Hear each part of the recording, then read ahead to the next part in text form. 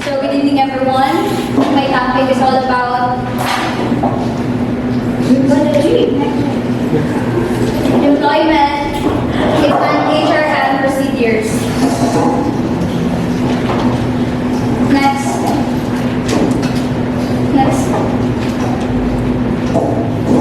So first, we're going to tackle about employment. So employment is a paid work agreement between an employer and employee. So it is the act of working someone in exchange for the payment. Also, involving tasks or duties by their employees to exchange wages or salary.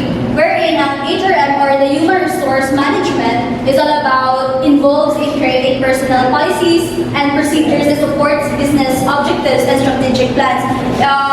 They're the one who managing the company's employees in order for them to achieve the organization's goals. So they're essential for creating positive work environment, and they also retaining the talent of their employees. And lastly, they help in achieving the goals of their company. So next.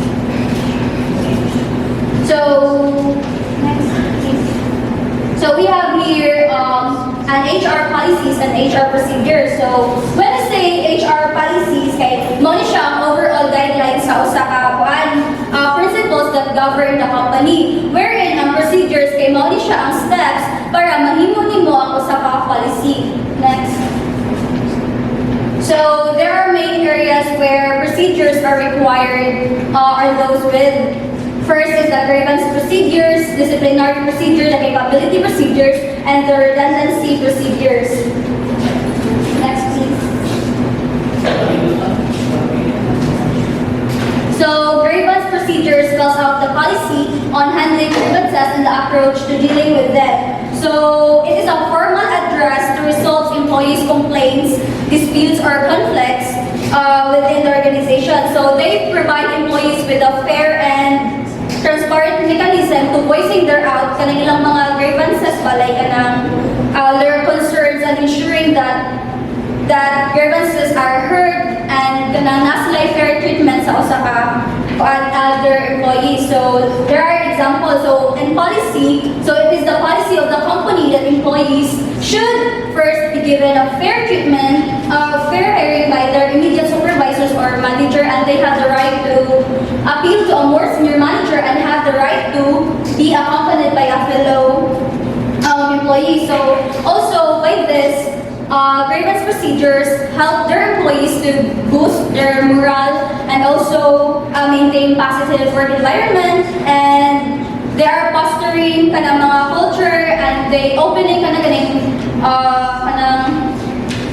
they help their employees na kanang mag-voice out sa ilang gusto i-voice out niya. Ang sa ikuan, their voice nga ma-heard. So next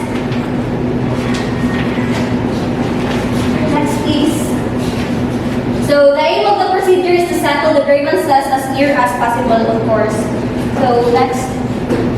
So we have here the disciplinary procedure sets out the stages through which any disciplinary action should be perceived. So it is a steps taken when an employee's behavior or performance does not meet with their expected standards. So address issues such as misconduct. So misconduct means mga unethical behavior na nabuhat nila sa within that organization, and also mga poor performance, violations of the companies and policies in a fair and consistent manner. So example, so it is sa policy sa disciplinary procedure, like it is the policy of the company that if disciplinary action has been taken against the employees, it should be undertaken only in cases where good reasons and clear evidence exist.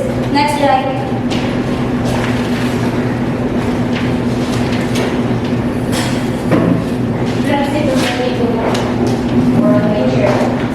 Next slide.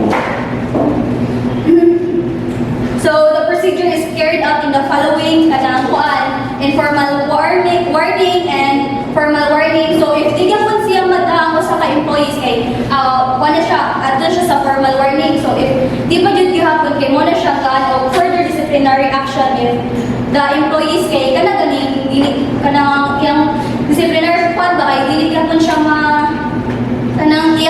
if ang iyang offense ba kay kuan na grabe. So, warning for the disciplinary action. So, next. So, capability procedures. So, ang kaning capability procedure, some organizations deal with manners of capability under disciplinary procedure, but there is a good case to be made of dealing with poor performance issues separately, leaving the disciplinary procedures to be invoked for situations such as poor timekeeping. So, refers to structure or process that organization follows to address issues relating to employees' capability to perform their job effectively. So, example, like sa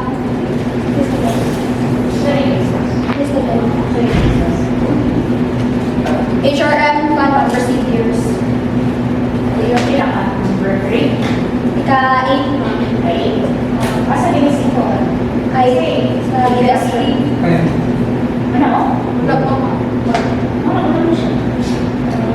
Sa kwan bang sa USP. Na sa USP ni John Turno. Anyways, So, in policies, performance is monitored and employees are given appropriate feedback and training to support their and meet their standards. So, dapat kanang ang employees kay imo dyan ang pagka-monitoron so that makakuan ka sa ilang kanang the capability ba yung mahibaw pa ba nga ang capability ni sa usa ka employees nimo kay kuan na di ay kanang and also it helps the employees' job satisfaction, improve their performance, and overall organization success. Next slide. So last is the redundancy procedure. So it aims to meet statutory, ethical, and practical considerations. And when dealing with this painful process, it is a situation in which management decided employees are surplus to requirements. So kaning redundancy kay means mga unnecessary or repeating something that has already been expressed. Next slide.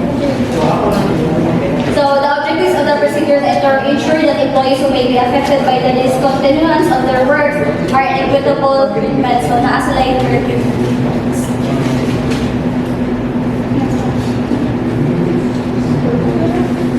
yes.